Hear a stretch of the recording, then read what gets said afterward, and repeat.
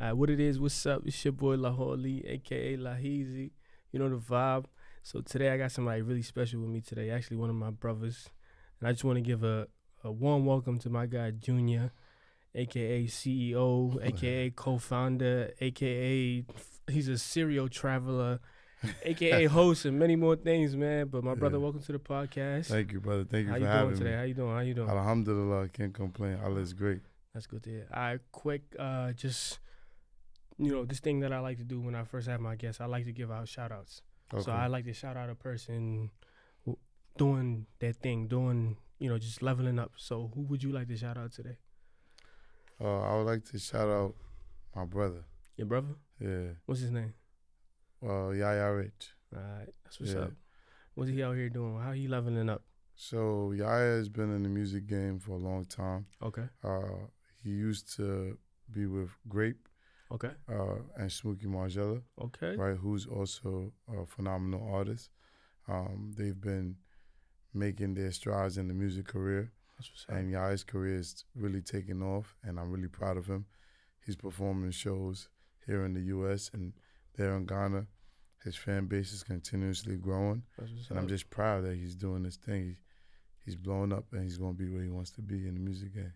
That's what's up. Brotherly love, brotherly love. Yeah, that's a fact. Since you want to shout out your brother, I want to shout out my brother. Shout out Jimmy, a.k.a. 69 Views. Nice. Amazing person. Jimmy just opened a new studio in Brooklyn, another one. So shout out Jimmy. One of the most hardworking people I know. People don't understand how much it goes into like being a creative and how many sacrifices people have to make along the journey. So shout out Jimmy.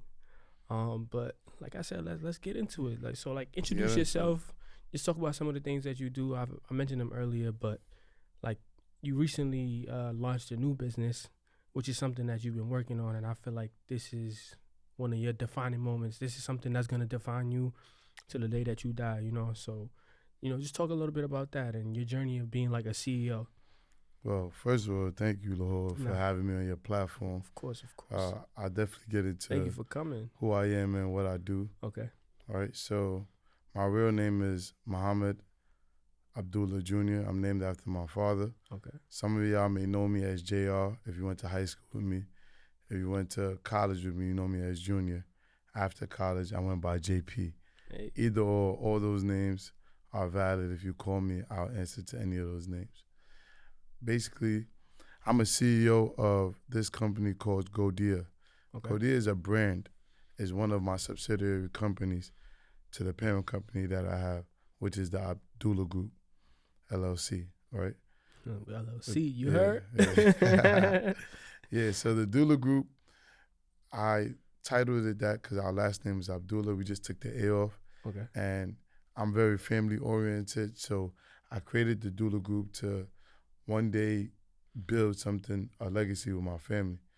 Godiy is more so of a brand, but I also registered that as its own company. Mm-hmm. And basically what Godiy is an extension of an import-export business that I started, that I started to notice that in the market, you need to have your own brand.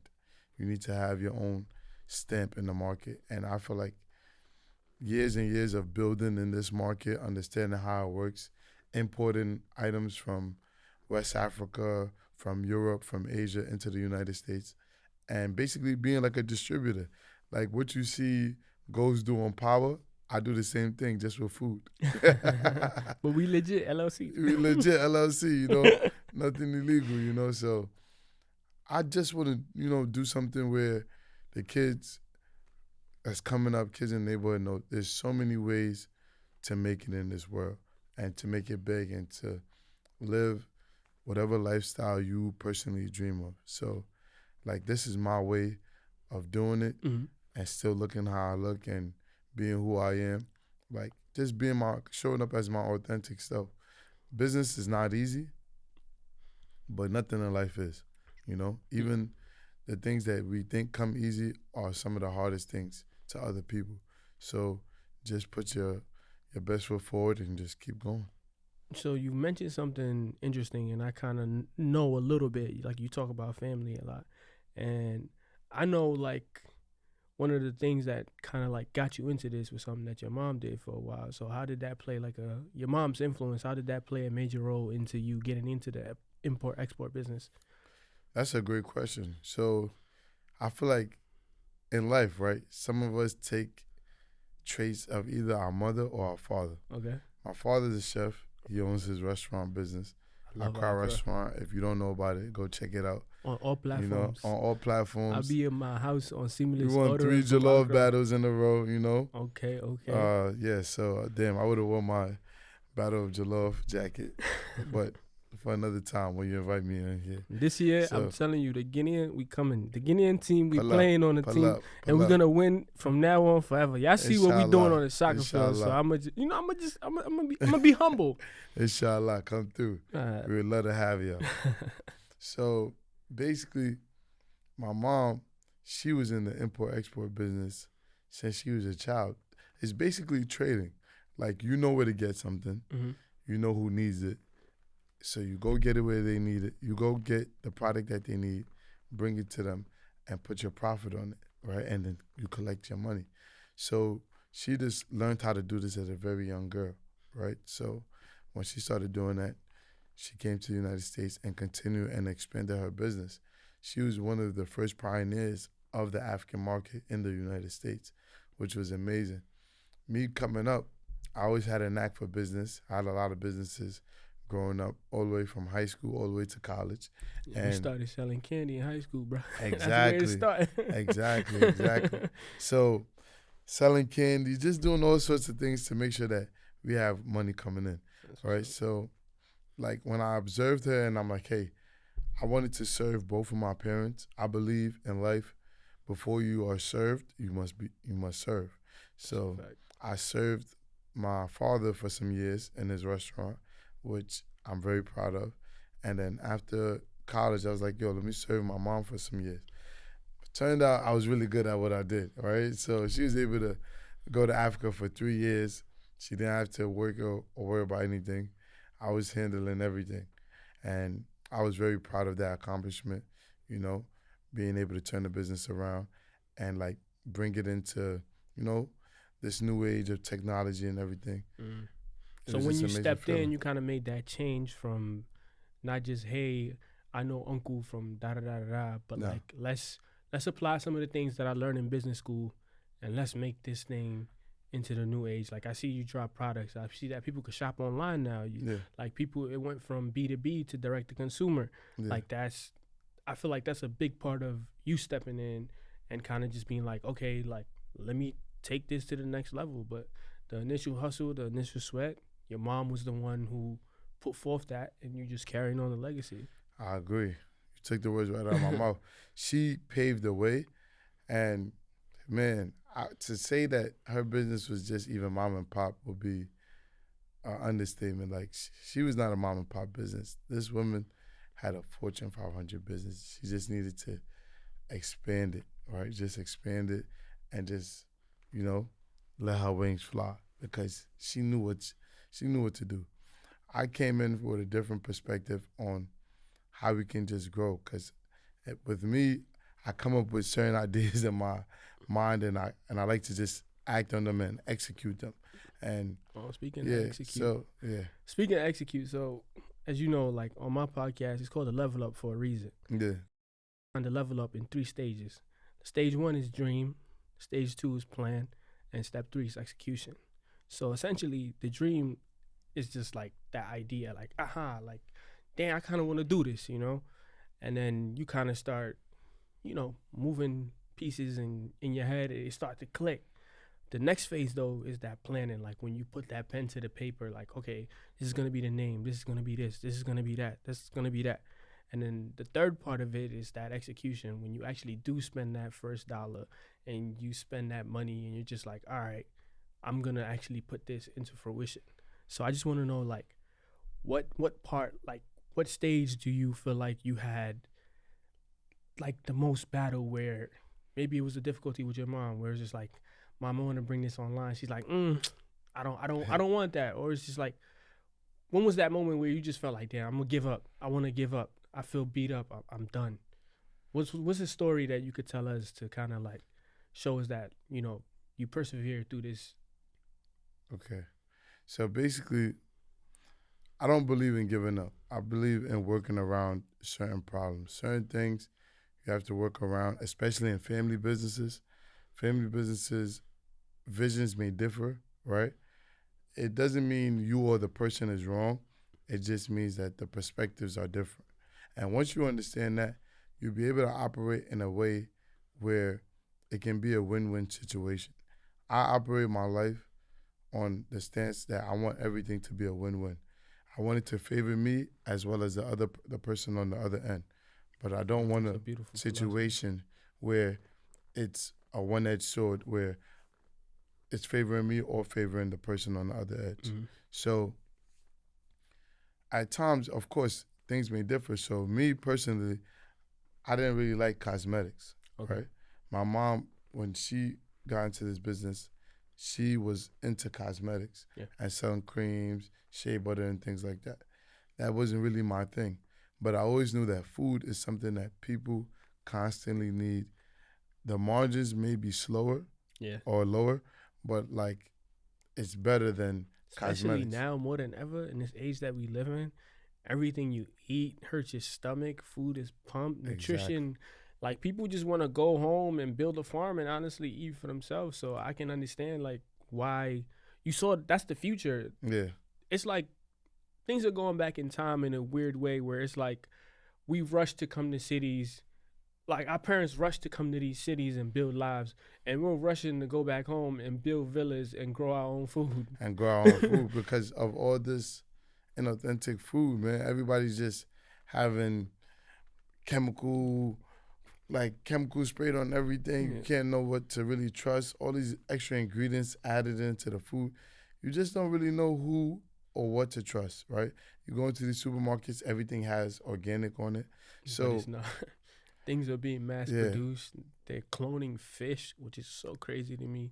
I didn't even know tilapia wasn't really fish, bro. Honestly, it's crazy, man. Nah, so it's crazy. As far as like the salmon farms. Yo. Yeah, they're pumping things into the salmon so it can stay pink. I seen a piece of salmon that was like this big, right? Yeah. And it was like $13.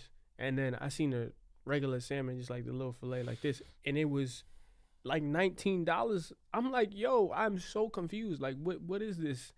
And I come to the conclusion, it's like, yo, that's just supposedly fake food and real food. Real food. And it's ridiculous. It's capitalism, man. It's capitalism. We got to go back to Africa, bro. We definitely got to go back to Africa. I just want to say on this Level Up podcast, Africa is the future. Wallahi. If we don't go back and take our homes, we'll be visitors.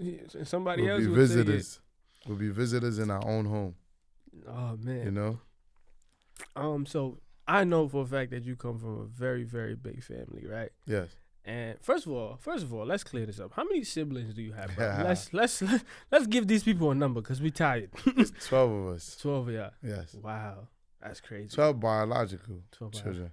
But my dad took care of altogether is like the cousins. No, not even just cousins. No, but I'm saying just like other kids that to me are my brothers and sisters, right? Mm-hmm. Because my dad raised them too. Okay. So altogether 16, but my dad has 12 biological kids. Wow, that's amazing. Yeah. That's a lot of kids. 7 guys, 5 girls. Are they all here? They're all here, yeah. Wow. Yeah. That's an amazing story. Thank you. So what's the pressure like to succeed in a home like that? Because I know one of your brothers is an artist. I was talking to somebody today that I met, and they was like, yo, I can't wait to go to Afrochella. And I'm like, oh, that's crazy. I know JR, that's his brother. And that's like a huge success. Your brother's out here doing ad campaigns with WhatsApp and all this. So what's that like, the pressure? Forget be doctor. Like now the pressure is like, yo, you be billionaire. We need billions. So what's that like, bro? So it's not no really pressure at all. I feel like the foundation is everything. Okay. Our father raised us well. One thing our father made us understand from a very young age, we grew up with him having his business. Okay. So he made it clear to his men that what's his is his. It does not belong to us. We are not entitled to what he has. So that put a kind of fire under all of me and my siblings, especially the males, because he that message was geared towards the males. It wasn't really geared towards the women in the family. And The women, they could stay as long. My sisters could stay as long as they the needed money's to for y'all. until they could, until they were married or whatever the case may be. Yeah. But for the males, he's like, hey, you better go out and make something of yourself. If I could do it, you could do it. Exactly. So we all sought out to like just make something of ourselves, and we chose different fields. A lot of us, we have a chef in the family, we have a pilot, we have you got a pilot. Yeah, we have a pilot. We have a brother that flies planes. That's seriously. crazy. Abdul Jalil. We have CEO, a pharmacist. We got pharmacist. So you do have the a doctor in pharmacy. Yeah, and we have a CEO. We have an artist. We have another businessman, and I'm a businessman. You know, so there's not no pressure. I feel like we all cut from the same cloth, Okay. right? And the world is now seeing what the Abdullahs are made of, and we didn't even start yet. Like, when it's all said and done, I definitely believe our name will be a household name, inshallah. Mm-hmm. But we're not doing it just for us.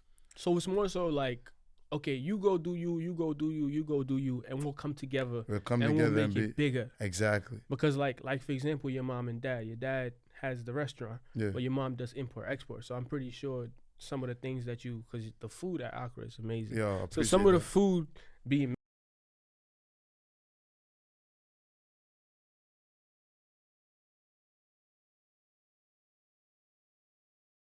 more kind of want to dive deep into like more so about you personally, right? Okay. I know your family. I love all your family members, especially Cheese. That's my guy. I appreciate it. But Yeah. what are some of the sacrifices that you have to make personally throughout the time of like, okay, because JP like to have fun, you feel me? you like to have fun, you feel me? But it's like you said earlier, you want to showcase like, yo, you can still have fun. You can still look like a rapper, but really be, you know, import export businessman. And if you need to put that suit on, you could do that. Yeah. So like, what are some of the sacrifices you personally had to make? Rather it be like, yo, I'm gonna go out, but I'm gonna spend the whole morning just like doing this, or I might not sleep a little bit because I gotta make these sacrifices. I can't hang out with my friends all the time because I gotta do this. How do you keep that balance, and what sacrifices have you had to make through that journey? So when I first graduated from Stony Brook, that was a tough time because I never planned to move back home. Okay. I was one of those men, like, I wanted to be responsible. I was eager to get out and just have my own and like start paying my bills, and because I wanted to be a man. I'm like, yo, if my father's a man, I'm a man too. Like, he came here with nothing and he made something out of nothing. So he at least even gave me a head start. Like, I have to show that I'm responsible. So I always wanted to prove that I was a responsible individual, you know, and able to take care of my own. And God's so good, I've always been able to take care of my own. And how I did that was basically observing and putting the work in. I understand what sacrifices you need to do to make it in this life. Sometimes you have to put your head down. For like 3 years out of college, like when I told you my mom was in Africa and I was just basically spearheading the business. Yeah. I'm a young kid, no prior information, no prior knowledge to this business. I was figuring things out as I go, right? I learned the business on the job. And I came in very humble, put my head down like, hey, I'm going to learn every part of this business and then I'm going to take it to the next level.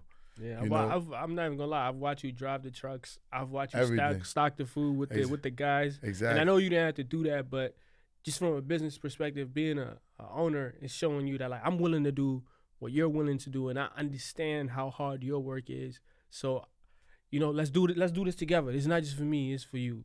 Lord, I'm telling you, running a business or just anything in general, you must be able to do every single thing.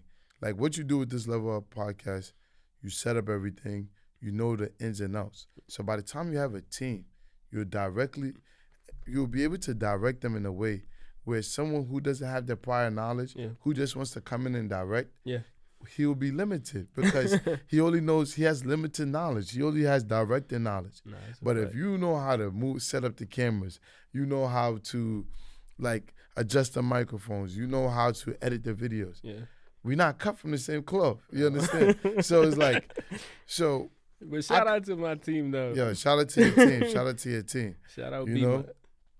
But you making it happen. You know. No, so for sure. the way you think about what you do and you execute it is amazing.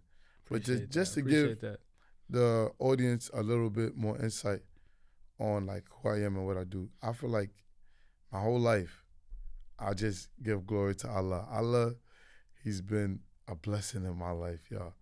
I'm telling you, everything that I set out to do, I've accomplished. You know? Alhamdulillah. Alhamdulillah. There's no better feeling than that. Even like me, I try not to be no sucker in the sense like, even when things are hard, I'm not even gonna lie. I love put challenges in my face. I don't fold. That's when I show my true strength. Yeah. You know, that's when I'm like, yeah, all right, Allah, times are hard right now, but I'm gonna persevere. And when you make it to the other side of that, it ain't no better feeling. Exactly. I'm one of your strongest soldiers. I'm not going nowhere. Put me through it. I'm here. No, because I see turmoil as there's prosperity at the end of this. Of course. I don't run away from it. What did Denzel say? He said, fall forward, big bro. Yeah. Fall towards the failures. Because it's not really a failure, just a lesson. And sometimes God just redirecting you, bro, into a space you didn't even know you needed to be in. That's man. a fact. So sometimes when I feel like, damn, like it's the end of the world, but I'm making a sacrifice, especially when you make a sacrifice and doing what God has told you to do, I feel like, yo, that's one thing you never regret, bro. I agree.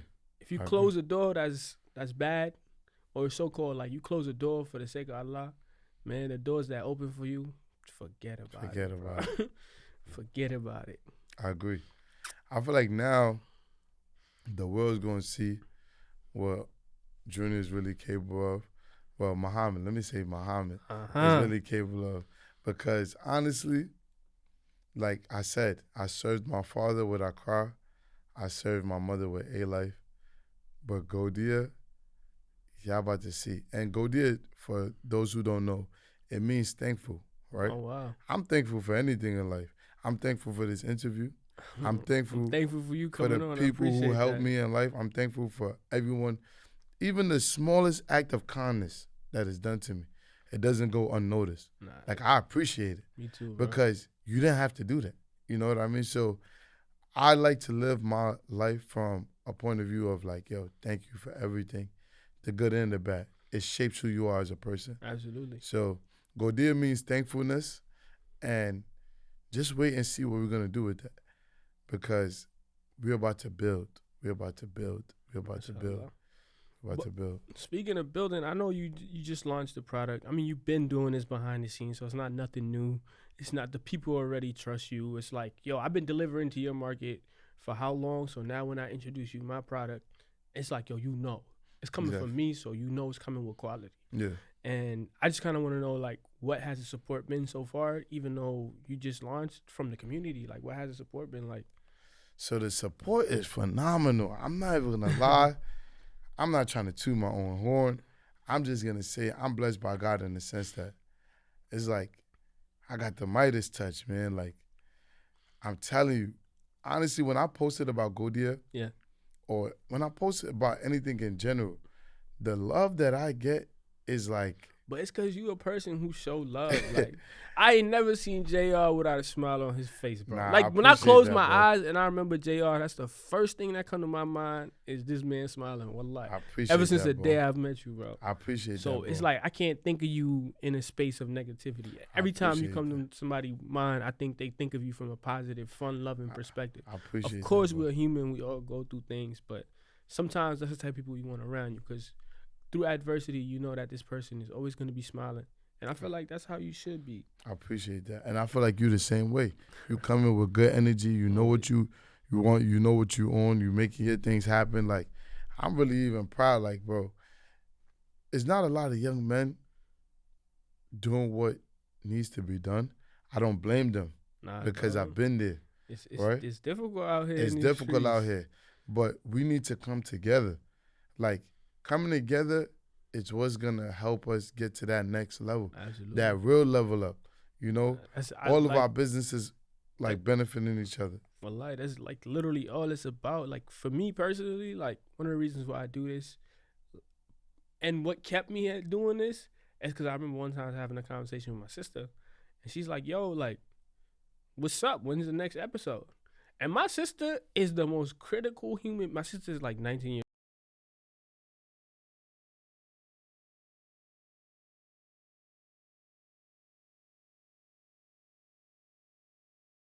She's like, this is useful to people my age. Like, this is useful to like my age group mates. Like, we like to listen to this because we want to. A lot of us are first generation African kids, so we just figuring this out. We walking through here blind. Like, some of us may go on to corporate. Some of us may go on to being creative. Some of us going on to be billionaires. But this is the first time you see, like, yo, this generation. It's never gonna be a generation like us, because we are raised by our parents that came from Africa in a foreign world. So we have the traditional back home, but we also have the roots about here. So like we have dreams. Not that our parents don't have dreams.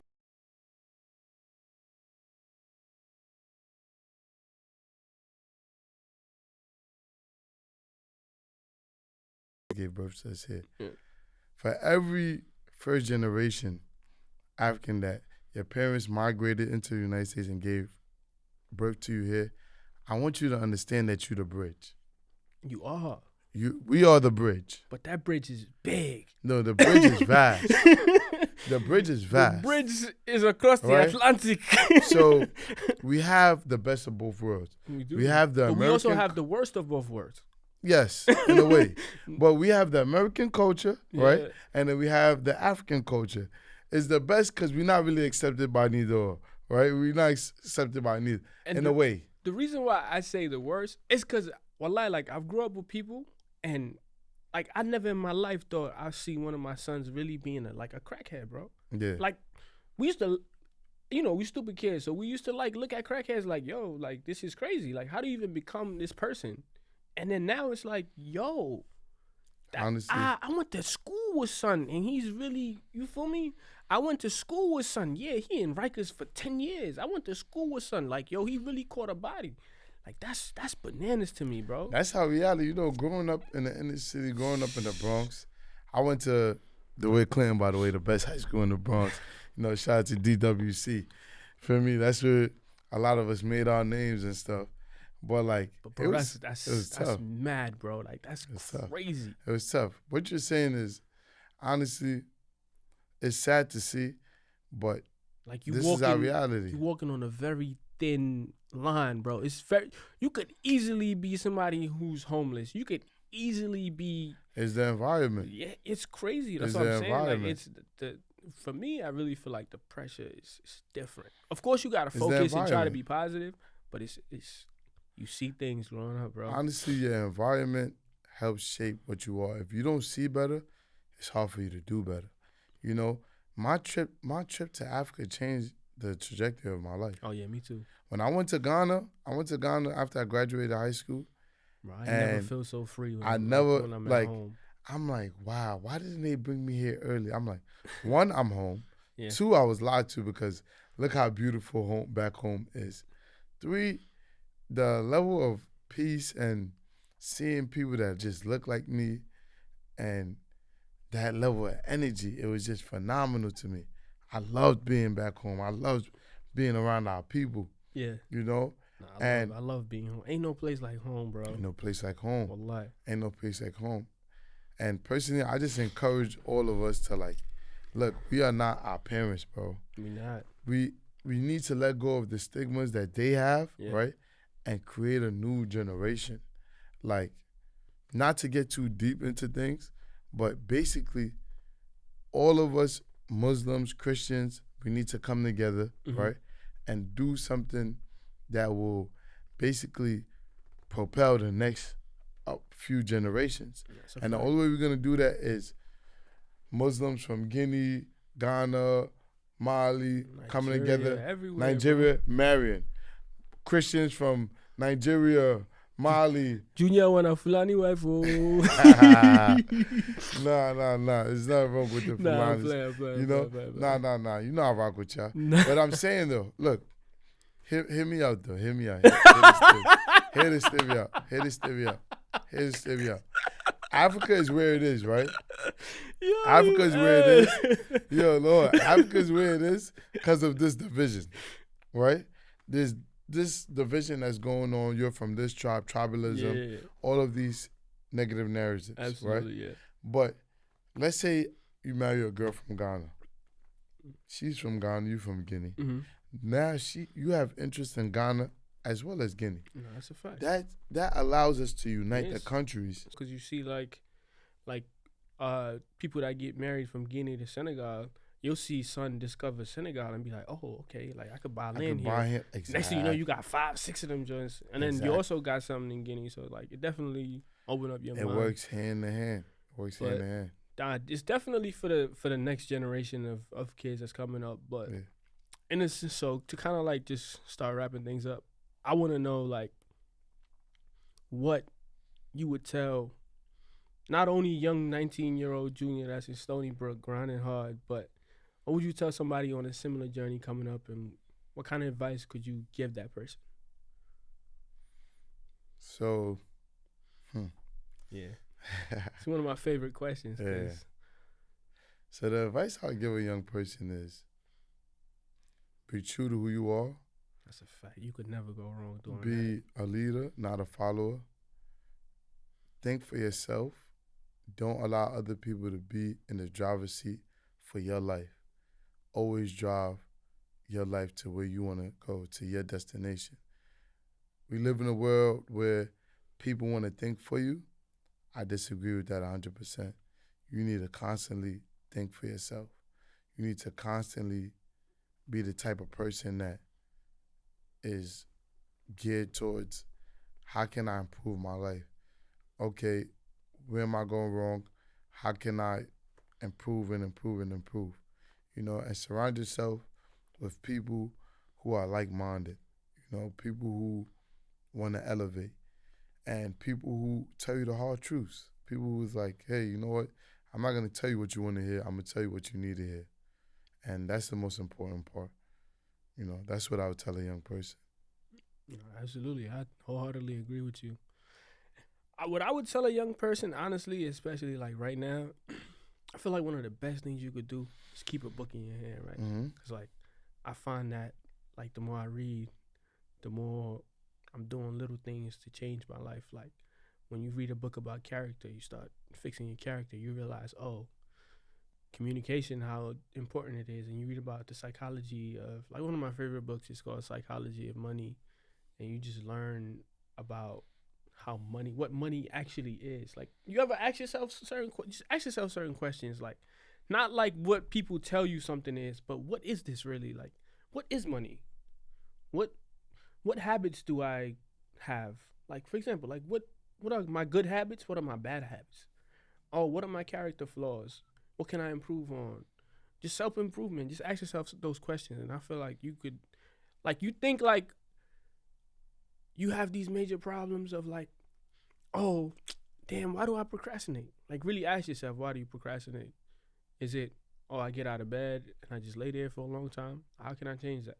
And those little things could be the difference in between you running $1 million company and you just having an idea in your head and you never execute. So honestly, like, that's what the kind of advice I would give anybody in high school. Just focus on self-development and really bettering yourself, especially like my young men out there. And yo, bro, and I say this, but bro, if you put God first in whatever you do, and you're always gonna win. Yo, you always gonna win, bro. Cause there's no way you telling me you waking up for Fajr and like you doing bad in life. Nah, no. Like, no way. Stuff like that, man. But that's really the advice I would really give anybody that's young. I agree. I definitely agree. I co-sign that. I feel like reading has changed my life in a lot of ways. I picked up on reading after college. I started to read little by little. That's funny. And then I started finishing more books. That's beautiful. And more books and more books. And there's this statistic that say, like, I think like 50% of like African Americans don't pick up a book after college, Wow. which is so crazy because I think that's when you really should, start reading this and investing in yourself. Is like after you go to school, you should, like me personally, when I shifted my mindset that like I'm gonna just be a lifelong learner, everything changed for me. Like I love history, for example, so it's always something that keeps me intrigued. If I'm ever like bored with just like reading, I just read about some history. Like right now, my goal is to study like some of the revolutionaries of Africa. I got a book for you. Right? Yeah. I need that. The book that I have for you was where I got the idea from that we should all intermarry. It's called Africa Must Unite by Kwame Nkrumah. Okay. It's a great book. I need that. Yeah, it's a great book. I really need that. Yeah, that's like really one of my biggest I love goals, history as well. Study. I've studied American history. I'm a big nerd of like the world wars. I love like studying about them and what really happened and just reading from like different perspectives. Because believe it or not, just because you've read something in a book don't make it true. It's true. Like sometimes I read books by authors that I dislike. It's true. Super dislike. And I commend you for that because you have to get different perspectives. Oh yeah, absolutely. You have to always get different reading perspectives. the book mad as hell, like you stupid. Exactly. And I feel like if you can't do that, then But I got one more question for Junior. This one is very, very, very, very, very, very, very important, Junior. Yes. Are you ready? You're ready. Are you ready? I'm ready. Ding ding ding ding ding. So now that you're a millionaire, how has the girls been moving? From your mouth to God's ears, from your mouth to God's ears. How hard has it been to find a wife now that you're a millionaire? So before I even go into that, I just wanted to say one of Godiy's mantras. One of our mantras is African food, African stories. Okay. Right. Oh, that's beautiful. And I came up with that. We're making short films for Godiy. You heard? Exactly. We definitely will be making short films. Y'all about to see. Directed by Lahor Lee. It's gonna be good. Godiy is about to be up there. It's gonna be bigger than a brand. The it thing. But basically, African food, African stories. Basically, to highlight individuals who have done things. Individuals such as yourself. Oh, individuals who are hardworking. The market women who go and wake up every morning, come to the market. This is Junior's way of avoiding the millionaire and why the girls are trying to marry him question. Yes, I tried to skip that question. All of that is God's. All of that is God's timing. The Islamic answer. No, all of that is inshallah.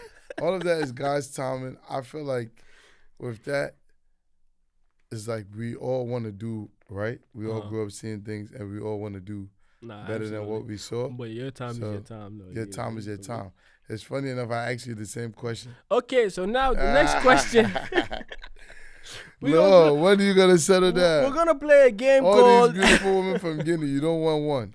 Hey. Listen, we're going to play a game called This or That, right? All right, You got 30 seconds to answer these 3 questions, all right? All right, but...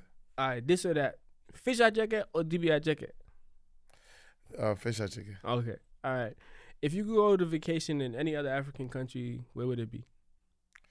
Oh, I'll probably go to Ghana. Ghana? Bro, you from Ghana. I said any other African country. Oh, okay. Ghana. Let's see. Guinea, I guess. You see? I'm telling you, this man is looking for a wife. Nah. I love Senegal, then. I love Senegal. Okay. Yeah. All right. Okay, I know Junior's going to hit this question. It's probably going to be biased, but what country has the best jollof rice? Hold up. Let me give you options. First one, Nigeria. The second one, Ghana. The second one, now be honest, Senegal. And the third one, Guinea. So, as a person who has tried all those jollofs... You have 30 seconds to answer, bro. Let's go. All right, I'll try to answer as fast as I can. As a person that's tried all those jollofs, I would say it depends who's making it. Okay. But I love Ghana jollof. Mm-hmm. But I also love Nigerian jollof when my aunt makes it. My aunt, she makes the best Nigerian jollof. Okay. And then Senegalese jollof is amazing, right? But they make it different. They make it like with broken rice. Mm-hmm. And the only thing, broken rice compared to long grain, it gives it a different either feel or taste to it. Mm-hmm. But all of it is not him giving us the metrics of rice. Hey, because, this is what I do. This rice. is my business. This is what I do. You know? Okay. Yeah. So you're gonna say all these things about all these countries, but you're not gonna say nothing about my country. No, Guinea, I never had y'all jollof. We have the best rigra in the world, okay? I have to try. Alright, I'm gonna have my mom make you some rigra, Inshallah. and we're gonna go to your restaurant. You know, fun Inshallah. fact, you know my mom, the only restaurant she eat at is Accra. Man, I think I love told you this Western. before. The next place Yo, bro, is my on mom me. don't eat nobody's food. And you know African Yeah. moms, bro. They Yeah, don't eat people's they food. don't eat outside. My mom, no. the only place if she's ever mad, upset, she call me. She like, oh, I want food from Accra. Tell her she got a free plate on me. That's crazy. I bro. got her. Whatever she like. Whatever she like is on me. Nah, but yeah, that's kind of all the questions I have for you. Yo, thank you. But bro, thank you so much. I appreciate you for coming through. I appreciate it. It's literally 8 p.m. on a Tuesday, and we out here just, we working. Now, I'm pretty sure you appreciate had a long day. I've had a long day. But yeah, thank you so much for coming, man. I appreciate you. I appreciate your family. I appreciate the food. I appreciate you for coming through, man. Thank you so much. Junior, man, tell them where they can find you at, where they can find Godiy at. And So we'll go from there. you can follow Godiy on Instagram at Godiy Co. on IG. You can follow me on Instagram. My Instagram is Junior_Porter. I have a podcast coming out about African food, African stories. That's not really going to be me narrating it. I believe I'm going to have a third party who's going to narrate that podcast for me. That's beautiful. But it's basically going to be centered around food and, video curations where people have short skits about like food and how these foods correlate with other country foods and how we just really all connected. So that's beautiful. And for me, like I said, thank you for coming up to the Level Up podcast. I genuinely, I really appreciate it. But as for us, you can follow me on IG at Lahor Lee. And you can follow the podcast. It's called the Level Up Podcast on IG. But please, leave a comment, tell us a story, comment, subscribe, all that good stuff. Put on a notification bell so you know when we drop in the next episode. And that's a fact. On that note, man, level out. Level up, level up, level up.